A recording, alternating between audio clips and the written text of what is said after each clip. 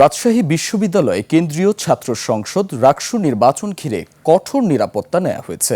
ভোটের দিন ৩ স্তরের নিরাপত্তায় থাকবে প্রায় ২,০০০ আইনশৃঙ্খলা বাহিনীর সদস্য।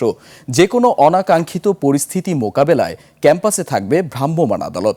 রাজশাহী বিভাগীয় প্রতিনিধি বদরুল হাসান লিটনের তথ্য ও ভিডিওতে ডেস্ক রিপোর্ট। আপনার প্রিয় কাপড়ের যত্নে এলো এনজাইম সমৃদ্ধ Arik silver wash detergent powder 500 গ্রাম মাত্র 70 টাকা। প্রিমার্ক।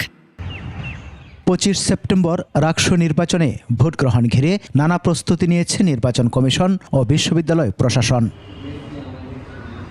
সকাল 9টা থেকে বিকেল 4টা পর্যন্ত 28,901 জন ভোটার তাদের অধিকার প্রয়োগ করবেন। এর জন্য স্থাপন করা হয়েছে 17টি ভোট কেন্দ্র, বুথ 990টি।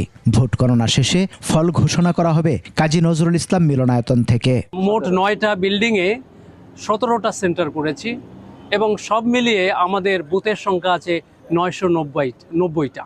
সুতরাং আমি মনে করি এটা যথেষ্ট সংখ্যক বুথ করেছি এবং আমাদের যারা ভোটার তাদেরকে দাঁড়িয়ে থাকতে হবে না। নির্বাচন ঘিরে ক্যাম্পাসে থাকবে 3 স্তরের নিরাপত্তা। প্রতিটি গেট সিল করে রাখা হবে, স্থাপন করা হবে স্ক্যানার। কার্ডধারী শিক্ষার্থী ছাড়া কাউকে প্রবেশের অনুমতি দেওয়া হবে না। সেন্টার কেন্দ্রিক আমরা একটা নিরাপত্তা বলয় তৈরি করব। তারপরে বাইরে আউটার একটা করণ থাকবে, আমাদের টিকেট থাকবে, মোবাইল থাকবে। কোন জায়গায় আমাদের কি ধরনের নিরাপত্তা পরিকল্পনা বা নিরাপত্তা ব্যবস্থা রাখতে হবে সেই বিষয়গুলো আমরা ঠিক করতেছি। যে কোনো অনাকাঙ্ক্ষিত পরিস্থিতি মোকাবেলায় থাকবে ভ্রাম্যমাণ আদালত। এর জন্য বিভাগীয় কমিশনার কার্যালয় থেকে 10 জন ম্যাজিস্ট্রেট চাওয়া হয়েছে।